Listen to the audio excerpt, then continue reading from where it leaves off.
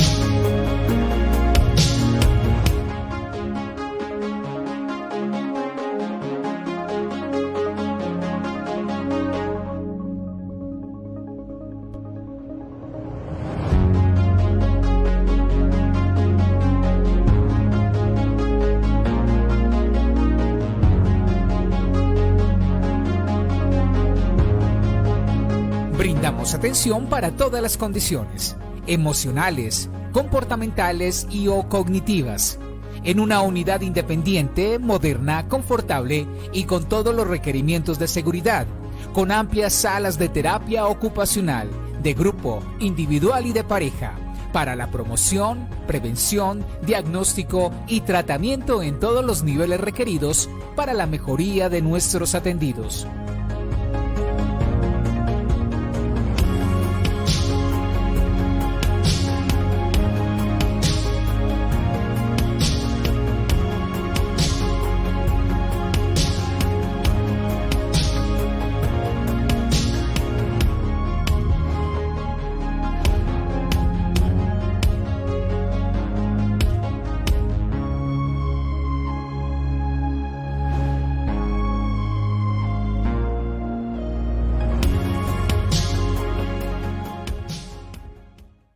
Clínica San Juan de Dios de Manizales. Salud y bienestar. Dos cualidades que definen nuestro servicio. 67 años al servicio de la salud mental de la región.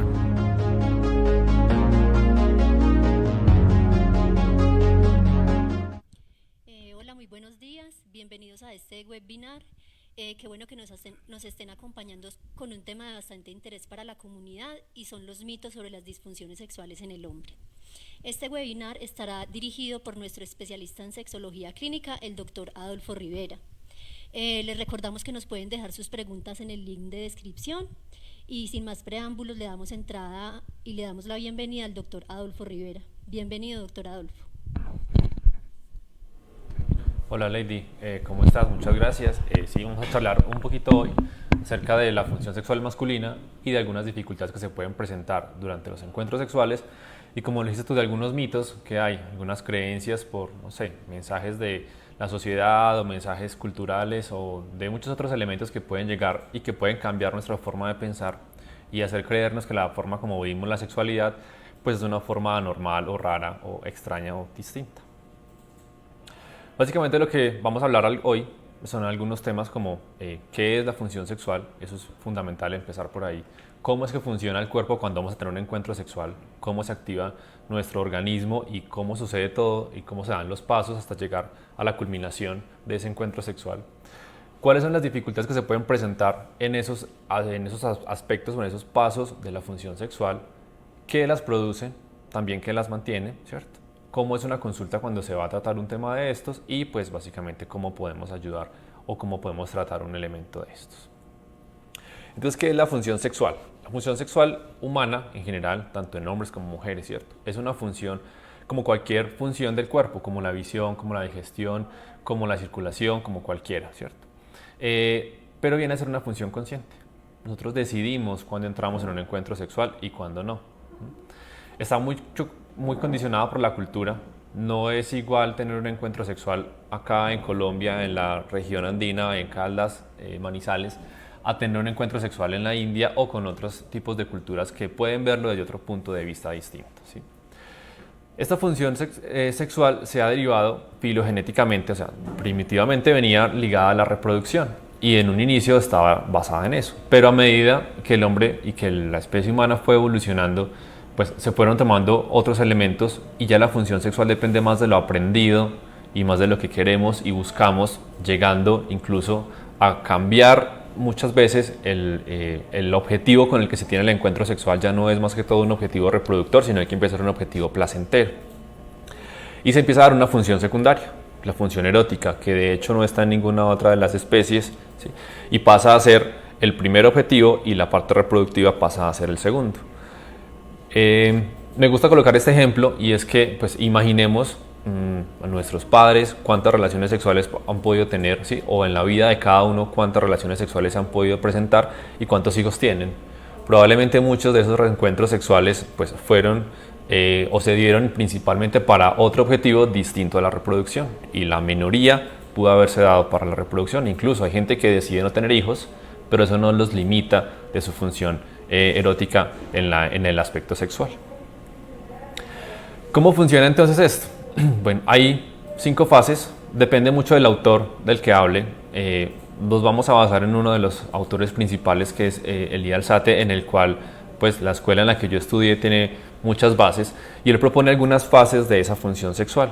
Fases que se van retroalimentando, son importantes que una empuja a la otra y viceversa. Primero está el deseo sexual, vamos a mirarlo ya cada una pues, por separado. Después la parte de la relación de pareja, ¿sí? Cómo estoy yo con la persona con la que voy a tener el encuentro sexual. El estímulo, que es independiente de cada quien. La parte de la excitación y finalmente el orgasmo. Entonces, el deseo sexual es básicamente la frecuencia con la que a mí se me activan las ganas de tener un encuentro sexual. Puede ser los deseos que yo tenga que estar con mi pareja o en algún momento yo puedo ver una persona muy atractiva, un hombre, una mujer que me llame mucho la atención y puedo tener fantasías o puedo tener recuerdos de encuentros previos que haya tenido y los que haya disfrutado mucho. Todo eso tiene que ver con el deseo. Igualmente, hay personas que pueden tener sueños eróticos. La mayoría de los humanos tenemos sueños eróticos. A veces los recordamos, a veces no. Pero es una función, es una parte inconsciente de la función sexual y está relacionada toda con el deseo. Después viene la relación, entonces puede que a mí me den ganas de tener un encuentro sexual. Busco a mi pareja, le digo o podemos hablar o charlar o mi pareja me puede buscar a mí cuando el deseo se active en ella. Y hay una forma secundaria de activación del deseo que es cuando yo cedo frente a, no sé, las propuestas o la conquista de mi pareja o las actitudes eróticas que pueda tener mi pareja que hace que se encienda, digamos, la llamita en la otra persona. Cuando se pasa al otro punto, a la parte de la relación, pues bueno, hay que cuadrar el encuentro, ¿cierto? Probablemente en muchos aspectos o en muchas ocasiones no se tenga que hablar, sino que con los meros gestos o con las solas actividades, con los besos, con las caricias, pues pueda darse a entender que la otra persona quiere tener un encuentro sexual, pero no siempre es así. Hay parejas, como las que tenemos en la foto, que pueden estar totalmente distanciadas y si tienen objetivos distintos y se miran para lados diferentes, pues es más difícil que aunque yo tenga un deseo, pues pueda proceder a esas otras fases de la función sexual. Diferente a la otra pareja que aparentemente se ve bien, ¿cierto? Los dos están como en el mismo ámbito, como en el mismo ambiente y probablemente esto permita pues que se llegue más fácil a un encuentro sexual o que es el estímulo y que todas las otras fases que ya vamos a hablar pues se desencadenen. El estímulo es específico de cada persona y todos tenemos cosas que nos gustan. Habrán personas que disfruten en un encuentro sexual de ser amarradas como está en la foto. Habrá personas que no y que lo detesten y que lo odien, ¿cierto? Otras personas podrán utilizar a veces comida en sus relaciones sexuales, ¿sí? otras personas podrán caerles mal ciertas comidas. Digamos, aquí que está la fresa con crema, pues puede que a la gente les dé el gusto de la fresa, pero le guste que caiga mal la crema. Entonces, a eso me refiero, a que todos tenemos cosas que nos gustan, cosas que podemos hacer y cosas que no. La imagen de la parte inferior, pues hace alusión o referencia a que también los gustos pueden variar mucho en el sitio, ¿cierto? Podrá haber gente que le encante tener relaciones sexuales en sitios en los que puedan ser descubiertos, sitios públicos, y habrá gente en los que no, en los que eso les corte totalmente la excitación y les corte el deseo.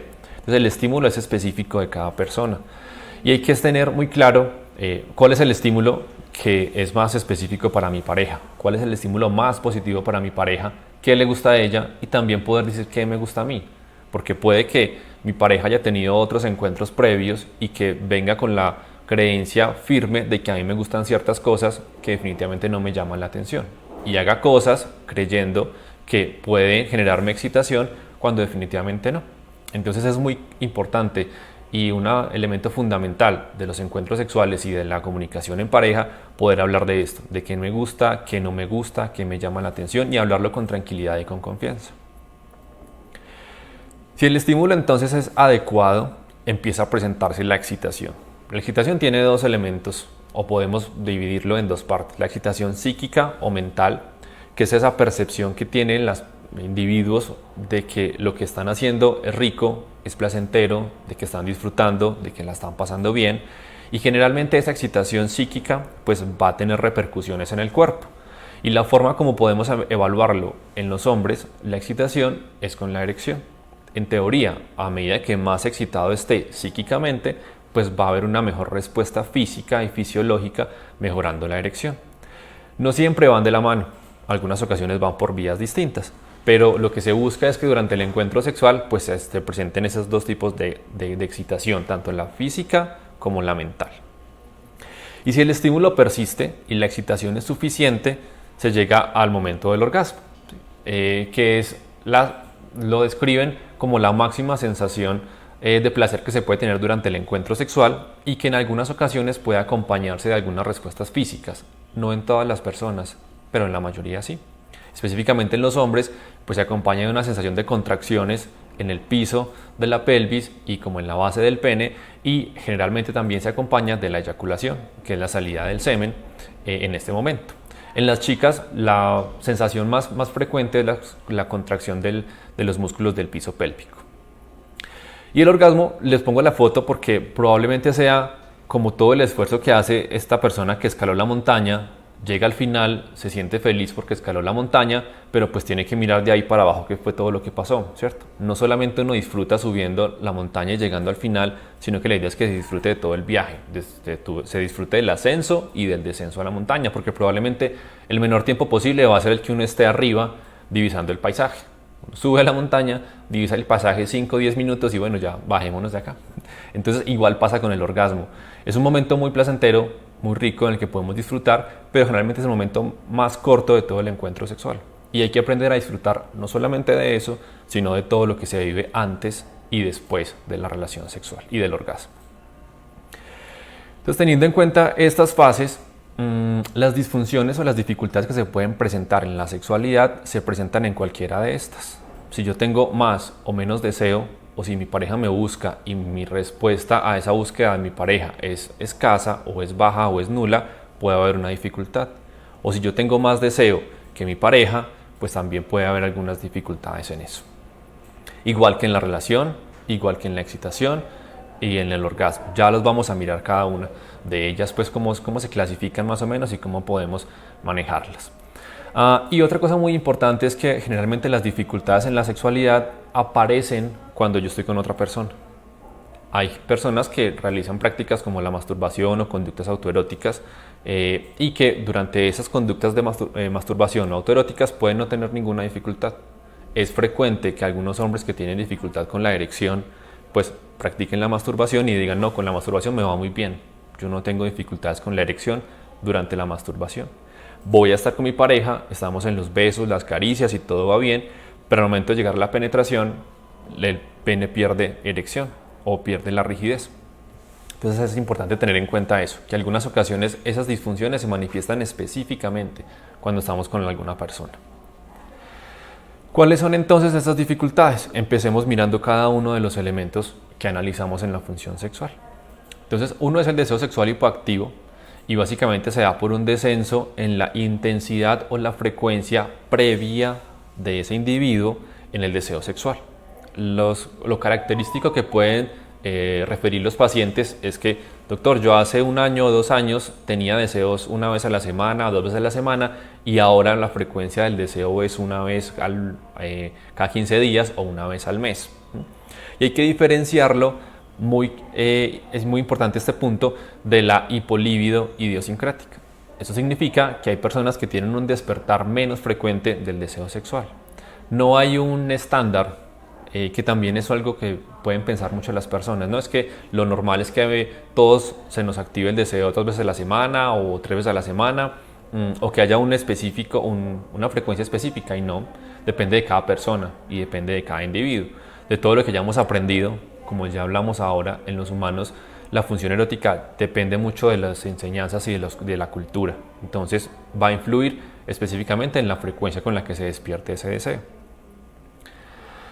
Yéndonos para el otro lado, está el deseo sexual hiperactivo, que es un incremento en esa frecuencia del deseo sexual en un lapso corto de tiempo. Entonces, como les colocaba el ejemplo, si el paciente antes refería, no, mi deseo sexual se activaba 2 veces a la semana y ahora es todos los días, varias veces al día, pues uno tiene que empezar a mirar que ahí puede haber alguna dificultad con eso. Diferenciarlo de personas que pueden tener un despertar muy frecuente del deseo sexual, y estas personas, igual que en la hipolibido idiosincrática, pues refieren que desde el principio del inicio de sus encuentros sexuales o del despertar de su sexualidad, vienen reconociendo que la frecuencia con la que se les despierta el deseo es muy rápida o es más que en otras personas. Y es muy importante diferenciar estos elementos cuando se incrementa la frecuencia del deseo sexual en un lapso corto de enfermedades que pueden estar relacionadas con la parte psiquiátrica o con la parte neurológica. Generalmente todos tenemos impulsos sexuales, ¿sí? Eso es algo instintivo, biológico y totalmente natural, guiado por la necesidad que tienen las especies de reproducirse. Entonces nos manda el impulso de que tengamos el encuentro sexual. Pero la parte cognitiva es la que bloquea ese impulso, ¿sí? Puede, por ejemplo, en un momento puedo estar en un centro comercial, ver una chica que pasa por delante, me llama la atención, a mí se me aparece el impulso biológico e instintivo, pero la parte cognitiva me dice, no conoces a la chica, pues estás en un lugar público, no se puede tener relaciones sexuales acá, ¿cierto? Todo eso funciona así. Y en las personas que pueden tener o alteraciones neurológicas, esa parte cognitiva puede no estar funcionando, aparece el impulso y si no hay quien lo bloquee, esta persona puede caer fácilmente en una conducta que parezca sexualizada o que los lleve a tener dificultades. Igual que con las personas que tienen dificultades psiquiátricas, cuando tienen alteración del estado o de la realidad, que no ven las cosas como son o que no las perciben como son, o cuando están en un estado de manía o de hipomanía, tienen más dopamina, ese impulso natural está más elevado o tienen dificultad para controlarlo. Entonces siempre hay que tener en cuenta eso. Y algunas personas pueden irse al extremo totalmente negativo, que es una aversión al sexo. Eso se produce cuando hay un rechazo constante y marcado a cualquier posibilidad de un encuentro genital con una persona. Incluso a veces las personas dicen, no le doy besos o no acaricio a mi esposa o no acaricio a mi esposo porque yo sé que de pronto él va a pensar que vamos a tener un encuentro sexual y yo no quiero tener encuentros sexuales. Entonces me abstengo de tocarlo, me abstengo de tener una caricia, un beso, un comportamiento que sea cariñoso, cuando pues no debería ser así. No siempre que uno bese o acaricie a una persona es porque quiera llegar a un encuentro sexual. Y en algunas personas pues puede generar pensamientos muy negativos como asco, como repulsión e incluso ansiedad. Eso en la parte del deseo. En la parte de la excitación, como ya vimos, hay una excitación mental, psíquica y una excitación física. Es difícil dar un diagnóstico de una alteración en la excitación mental, pero muchas personas a veces no lo notan o no lo ven o no caen en cuenta que cuando van a tener un encuentro sexual tienen angustia o tienen miedo o tienen ansiedad por su desempeño. Uno de los mitos es que los hombres siempre tienen que estar listos para los encuentros sexuales, que los hombres siempre tienen que responder frente a la búsqueda de su pareja y pues eso no es así. Nosotros también podemos estar cansados, también podemos estar estresados, podemos no querer tener un encuentro sexual en ese momento, cualquier cosa que haga que no queramos, ¿cierto? Nuestra pareja puede buscarnos y si tenemos el pensamiento de que siempre tenemos que responder y vamos a ese encuentro sexual, pero no tenemos la capacidad de excitarnos mentalmente, probablemente nuestro cuerpo tampoco funcione de la misma manera y la erección que se produzca no sea la adecuada. Generalmente el trastorno eréctil lo que se manifiesta de dos formas. Uno, en que hay una imposibilidad para que se dé una erección, entonces el pene mantiene en un estado flácido, no hay ningún tipo de erección. O dos, que también los pacientes lo refieren mucho y como se los expliqué ahora, sí, tengo una erección, estamos en los besos, estamos en la parte de las caricias y todo va bien, pero en el momento de la penetración el pene pierde la rigidez, se cae la erección, puede presentarse angustia, puede presentarse susto, miedo, la sensación de que mi pareja me va a terminar, o la pareja puede también empezar a crear imágenes o ideas de cosas que pueden pasar o pueden no estar pasando, ¿sí? Entonces el chico o la chica que está con esta persona puede imaginarse tiene otra persona, o es que seguramente yo ya no le gusto o ya no le llamo la atención, cuando generalmente pues es por otras causas distintas. Por eso también es muy importante intentar hablar con la pareja cuando todo esto pasa y cuando todo esto sucede, para aclarar las causas y para mirar en qué se puede mejorar. Entonces, básicamente la dificultad con la erección se da cuando hay una dificultad para alcanzar la rigidez, o cuando la rigidez se alcanza, se pierda fácilmente y dificulte tener la relación sexual. Generalmente también, si se altera la excitación, pues esto va a hacer que se dificulte alcanzar el orgasmo, que también es importante tenerlo en cuenta. En cuanto a las alteraciones en el orgasmo, pues está la eyaculación precoz y en el otro lado la eyaculación retardada. Los estudios hablan de que la mayoría de los hombres, aproximadamente un 90% de los hombres, tienen un tiempo de duración desde que se empieza el estímulo con la penetración de aproximadamente 5 minutos. Otras personas tienen menos, otras personas tienen más. La idea y la concepción que se tiene, porque la información que nos llega es muchas veces de las películas pornográficas o de una sociedad que nos exige cada vez tener mayor duración y generar más placer, y de un montón de elementos que se van combinando, pues se van creyendo mitos y la gente piensa, no, es que el encuentro sexual con la penetración debe durar más de 40 minutos, 50 minutos, porque es lo que ven en la televisión, es lo que ven en las películas pornográficas, y pues no es así. La realidad de los encuentros sexuales es muy distinta. Por eso pasa que algunos pacientes, específicamente los jóvenes o especialmente los jóvenes, vienen con unas ideas preconcebidas de lo que es la sexualidad, de cómo va a ser su primer encuentro sexual, de cómo van a ser los otros encuentros, y se estrellan contra una pared viendo que no son lo que se imaginaban. Entonces también es muy importante eso. La eyaculación precoz se puede configurar específicamente cuando el tiempo de duración es aproximadamente 1 minuto o un poco menos del minuto. Cuando pasa eso es que se establece el diagnóstico de una eyaculación precoz. Hay que tener en cuenta, y una cosa muy importante, no sé si ustedes se han dado cuenta, que filogenéticamente y en el resto de las especies el acto de la reproducción es muy corto. Cuando uno ve que un perrito monta una perrita, no es una cosa que demore 20 minutos, que demore media hora, que demore 1 hora, no. O cuando uno ve los videos de National Geographic o Discovery Channel en los que se muestran los procesos de apareamiento de los animales, todos son muy cortos, ¿cierto? Filogenéticamente, la parte de la reproducción y el momento de la penetración es un momento en el que las especies pueden ser presa de otros, y instintivamente y biológicamente se creó un reflejo muy rápido en la parte masculina para inseminar a la hembra, y pues que se termine el momento en el que uno puede ser víctima de otras presas. ¿Qué pasa con la revolución sexual? Incluso esto es algo que ha pasado de unos, no sé, 50, 40 años para acá, que se ha venido exigiendo cada vez más duración de parte de los hombres. Antes, nuestros abuelos o nuestros bisabuelos no tenían esta dificultad, porque para ellos no era importante, no lo veían así, el estímulo femenino o el disfrute femenino, sino que era solamente lo importante era tener un encuentro sexual para la reproducción. Y para la reproducción, pues no se necesita tener un encuentro que dure media hora o 15 minutos o 20 minutos, ¿no? Si solamente sea penetrar, liberar el semen dentro de la chica o de la mujer, y pues ya, ¿cierto? Entonces, con la revolución sexual y con la presencia de muchos elementos que son claramente importantes en la relación sexual, pues empezó a generar más exigencias, y esto hace que los hombres cada vez sientan un poco más de peso sobre sus hombros, en que deben durar más, en que la relación sexual pues debe ser más placentera, y genera un efecto contrario muchas veces. Ese mismo susto, ese mismo miedo o esa ansiedad puede generar, como ya lo vimos, dificultades en la erección, y en algunos pacientes puede hacer incluso que la eyaculación sea más rápida.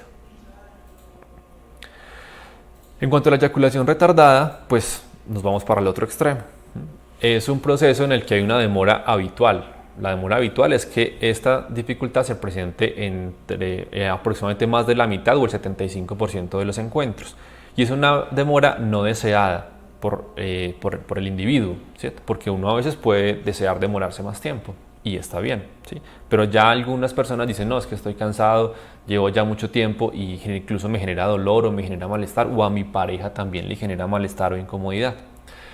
Y hay que tener en cuenta que para que se pueda dar un diagnóstico de una eyaculación retardada, pues uno es que el estímulo debe ser adecuado. Si yo no tengo un estímulo adecuado, mi excitación no va a ser la suficiente y va a ser muy difícil que yo llegue al orgasmo. Igual que la parte de la excitación, como ya lo vimos. Entonces, si se configura que hay un estímulo específico para ese individuo, que es lo suficientemente intenso como se necesite y que genera una adecuada excitación, y que a pesar de eso no se llega al orgasmo, pues se hace el diagnóstico de una eyaculación retardada. Otras alteraciones puede ser la aneyaculación, que algunas veces puede generar una dificultad específicamente en las parejas de los hombres que la tienen, porque uno de los mitos y de las concepciones está en que si no se ve el proceso de la eyaculación, se cree que el hombre no disfrutó o que no hubo una relación sexual adecuada, cuando no es así. Algunas ocasiones puede darse esa sensación de contracciones o la percepción mental de que se disfrutó de esa relación sexual sin que haya necesidad de que se presente la eyaculación. El orgasmo es una percepción subjetiva, generalmente pasa en nuestra cabeza, en nuestra mente. Es la que nos da la sensación de mayor bienestar durante el encuentro sexual y de que se llega como a ese punto que más disfrutamos. Que se acompaña en algunos casos de contracciones en la pelvis, sí, pero no siempre tienen que ir ligados. Y otra cosa es que hay que diferenciarlo de la eyaculación retrógrada. Las personas, específicamente los hombres que han tenido procedimientos quirúrgicos de próstata o de vejiga o de las vías urinarias, puede alterarse esa anatomía, y en algunas ocasiones el semen no sale por la parte de la uretra y del pene, sino que tiene un viaje hacia la parte posterior y se aloja en la vejiga. No se ve, no se observa cuando sale, específicamente en la parte pues del orgasmo, pero muchos pacientes dicen, después de que tengo la relación sexual voy a orinar y veo que la orina es distinta, es diferente, es como babosa o es como turbia. Eso quiere decir que no es que no tengan una eyaculación, sí la tienen, pero el semen viaja hacia la parte de atrás, hacia la parte de la vejiga. Y eso no quiere decir que no hayan disfrutado, ni que hayan pasado rico en la relación sexual, que es muy importante tenerlo en cuenta, tanto los hombres como las mujeres. Otro elemento que puede pasar relacionado con alteraciones en la eyaculación es que con el paso del tiempo el volumen de la eyaculación es menor. Cuando se van llegando a los 55, 60, 65 años, la cantidad de semen que se produce es menor. La cantidad de semen no tiene ninguna relación con la percepción del placer. Son cosas totalmente aparte y son cosas totalmente distintas. Pero los pacientes sí tienden a relacionarlo y creen que porque la eyaculación está en menor cantidad, pues entonces van a pasar menos o van a disfrutar menos, cuando no lo es. Esas son básicamente como las definiciones de las disfunciones, pero entonces hay que mirar qué las produce, ¿cierto? Como ya vimos, si hay dificultades en la relación, pues entonces, si mi pareja a veces tiene comentarios negativos, si mi pareja a veces tiene exigencias que no son las reales, si mi pareja, como lo hablábamos ahora, tiene la percepción de que el encuentro sexual debe durar toda la noche, 2, 3, 4, 5 horas, pues bueno, pueden haber momentos en los que eso suceda, pero no es lo usual y no es lo normal. ¿Sí? No es lo más frecuente, digámoslo.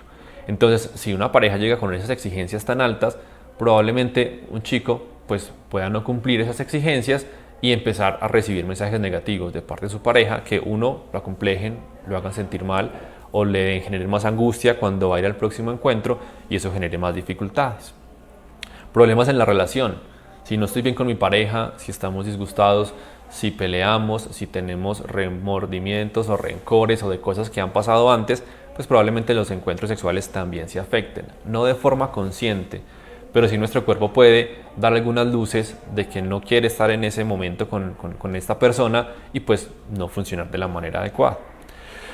Vulnerabilidades individuales, esto es muy importante evaluarlo en las consultas con los pacientes, todos tenemos nuestros antecedentes, ¿sí?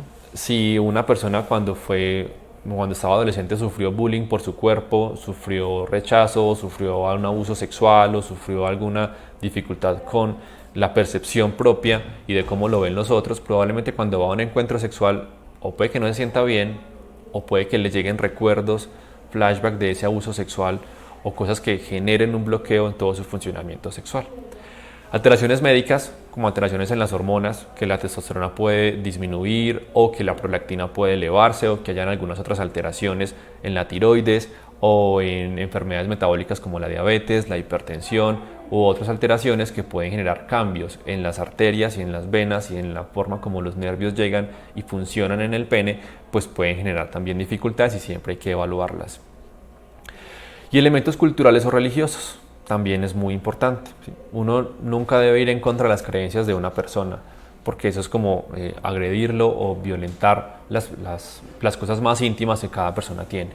Pero las creencias sí pueden influir, y si yo crecí pensando que los encuentros sexuales son malos, que son negativos, que se pueden dar o que se deben dar solamente entre esposos y buscando la procreación, pues probablemente no disfrute los encuentros sexuales que pueda tener con mi novio o con mi pareja iniciando la vida sexual y los vea como pecaminosos, me genere malestar, me genere incomodidad, me genere tristeza y para el próximo encuentro ya lo piense 1, 2 o 3 veces y probablemente el deseo sexual empiece a disminuir, el disfrute sea menor y yo no llegue a tener excitación u orgasmo.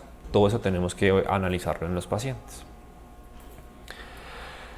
Las consultas pues básicamente tienen que ser dirigidas, uno, a hacer un estudio dinámico de cada paciente. La historia de cada individuo es totalmente diferente. Puede que lleguen con un síntoma similar y muchos pacientes llegan después de muchos años de tener síntomas, porque es un tema del que no se habla, es un tema tabú y es más fácil para una persona decir que tiene hipertensión o que tiene diabetes o que tiene un cáncer a ir a decir que tiene una dificultad con su sexualidad. Las dificultades con la sexualidad son más frecuentes de lo que pensamos y de lo que creemos. Hasta el 50% de las personas en algún momento de su vida pueden tener dificultades con la sexualidad. Entonces un 50% es demasiado. Es como un caricellazo. Uno no sabe si le va a tocar a uno o al que está enseguida, ¿sí? Son cosas que no se hablan, son cosas de las que nos da pena, nos da susto, nos da miedo y por eso no consultamos. Muchos pacientes llegan después de muchos años de sufrir de estas dificultades y clásicamente refieren que vienen con un cuadro de 2, 3, 4, 5 o 6 años de estas dificultades con su sexualidad, que les da susto, que les da pena o que les da miedo consultar.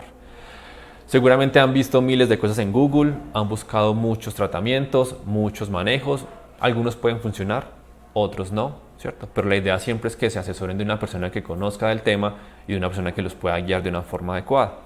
Como les dije, cada paciente es distinto y hay que hacer un estudio específico en cada persona. Muchas veces hay que mirar la historia de vida de esos individuos, de esas personas, mirar cómo fue su niñez, cómo fue su adolescencia, cómo fueron sus relaciones sexuales previas, cómo ha sido su relación de pareja, porque todo esto influye. Y pues hay que reconocer en todo eso cuáles son los causantes y cuáles son los elementos que mantienen y que refuerzan esas disfunciones. Siempre hay que tener un ambiente adecuado, ¿cierto? Es ideal que sea en un consultorio, que se genere la privacidad, ¿sí? Un lenguaje hablado y que sea preciso y que nos permita entendernos. Muchas veces los pacientes llegan con susto o con pena, doctor, es que no sé cómo contarle o no sé cómo decirle, pero lo importante no es cómo, sino que nos podamos entender. Que lo que yo le cuente al paciente me lo entiende y que lo que el paciente me cuente a mí, yo también lo comprenda.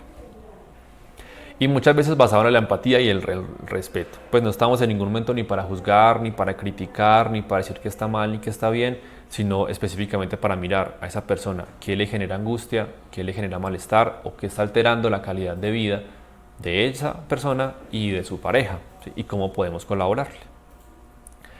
Hay que hacer entonces una historia basándonos en todos los antecedentes médicos y quirúrgicos, como ya les expliqué, mirar la parte psicológica y psicógena, ¿sí? como ya lo vimos, si hay antecedentes de patologías psiquiátricas o si hay mucho susto, mucho miedo, mucha ansiedad frente al encuentro sexual. En el área sexológica también, que es específicamente los antecedentes de esas personas en su vida sexual, ¿cierto? Y en la parte de la pareja. Es uno de los elementos fundamentales de la terapia sexual, ¿sí? Mirar la pareja cómo está funcionando, mirar cómo se da la relación entre las personas, porque pueden haber mitos también sobre las parejas. Ya vamos a ver cuáles son los 3 mitos más comunes en las dificultades que se presentan en la pareja. ¿Y el tratamiento cómo se da? Entonces, en algunas ocasiones, si básicamente la causa es por ansiedad, por susto o por miedo, que yo diría que es en más del 50% de las ocasiones en las que se produce, o algunas veces las causas físicas, el que yo haya fallado alguna vez porque tuve una cirugía de próstata o porque tuve un infarto y me da susto tener un encuentro sexual y empiezo a tener dificultades con el funcionamiento pues, de mis genitales, después con el tiempo pueden generar estas causas psicológicas o psicógenas. Y hay que reconocer cuáles son los pensamientos que tienen esos individuos en el momento del encuentro sexual, cómo son de negativos y cómo afectan ese momento. Hay que intentar adaptar de una mejor manera esos pensamientos para que no sean tan negativos y para que se genere una mejor respuesta frente al encuentro sexual, ¿cierto? Y muchas ocasiones utilizamos algo que se llama la biblioterapia, que es mandar algunas lecturas para que los pacientes caigan en cuenta de qué están haciendo mal y cómo pueden mejorar la cosa. Como les dije, las expectativas y los mitos de las parejas es que uno es que la relación de pareja siempre va a ser perfecta, o que siempre van a ser cosas que van a perdurar, o que la relación sexual, que la relación sentimental más bien, siempre va a ser la misma, de que se casaron cuando estaban muy enamorados y que piensan y creen que el sentimiento va a ser el mismo, va a tener la misma intensidad del resto de la vida, y muchas veces no. Otro es las relaciones sexuales, mitos que se pueden tener acerca de. Entonces el hombre puede pensar, siempre que yo la busque, ella va a estar ahí para mí. O la chica puede llegar a pensar que él siempre va a ser dulce, siempre va a ser tierno, y en algunas ocasiones pues puede que no suceda de esa manera. O las relaciones de poder. Muchas veces está uno encima del otro, ¿sí? Ya sea por poder económico o por, no sé, poder de, digámoslo entre comillas, de mando. Y la idea es que la pareja siempre tenga una comunicación en doble vía y que pueda resolver pues cuáles son sus dificultades, sean las que sean. Algunas veces, y dependiendo de si la causa es física, pues también tenemos medicamentos, ¿sí? Medicamentos como la testosterona o algunas hormonas que se pueden dar para mejorar esa parte del funcionamiento sexual si diagnosticamos que hay alteraciones en este ámbito. Inhibidores de la 5-fosfodiesterasa, que son los medicamentos que algunas veces los pacientes utilizan y que llegan ya diciendo que los han utilizado como el sildenafil o como el Viagra o como otro tipo de elementos que a los que pueden acceder en farmacias o que un amigo le contó o le dijo, que también es algo muy usual que puede suceder, pero que se manejan de una forma distinta. Si el paciente tiene mucha ansiedad o mucho susto o mucho miedo frente a los encuentros sexuales, pues también puede manejarse un poco eso con algunos medicamentos y algunos otros medicamentos que la gente le tiene un poco de susto o de miedo por ser medicamentos psiquiátricos, se imaginan que son para otra cosa distinta, pero nosotros en sexología los utilizamos porque tienen un efecto específico sobre algunos receptores de los genitales y del cerebro que hacen que el orgasmo se retrase o se dilate. Incluso en algunas ocasiones las personas que toman esos medicamentos llegan diciendo, doctor, empecé a tomar el medicamento y se me dificulta que llegue al orgasmo. Bueno, eso depende de cada paciente y uno tiene que analizar muy bien cuáles son las indicaciones específicas en cada individuo para mandarlo, retirarlo o mirar qué se tiene que hacer con esos medicamentos. Bueno, creo que hasta acá tratamos algunos de los elementos como más comunes, de las dudas más frecuentes que llegan los pacientes o que nos comentan los pacientes. Creo que intenté hacer un resumen de todos estos elementos. Pues la verdad es que podríamos hablar toda la mañana de disfunciones sexuales y del tratamiento y de cómo se originan y de dónde salen, pero intenté hacer como un resumen tratando de comunicarles un poco pues como de las cosas que uno ve en el día a día en medio de la consulta. Entonces, bueno, Lady, no sé, tú me dirás. Doctor, muchas gracias por la información que acabas de compartirnos. Por acá tenemos una pregunta. ¿Qué recomendaciones puede compartirse con un paciente que sabe que tiene pocas sensaciones sexuales por estrés? Bueno, como lo hablamos ahora, la presencia del deseo sexual tiene mucho que ver. Y si yo estoy estresado, si estoy preocupado, si estoy cansado o angustiado, probablemente mi cuerpo lo que quiera es resolver ese estrés, resolver ese cansancio o lo que está pasando y deje a un lado la parte de la sexualidad. ¿Sí? No sé si a ustedes les ha pasado que cuando de pronto uno tiene dificultades, digamos que toda la energía del cuerpo se enfoca en tratar esa dificultad y uno se olvida de otras cosas que en algún momento pues pueden llegar a ser placenteras, pero uno se enfoca en lo que tiene que tratar.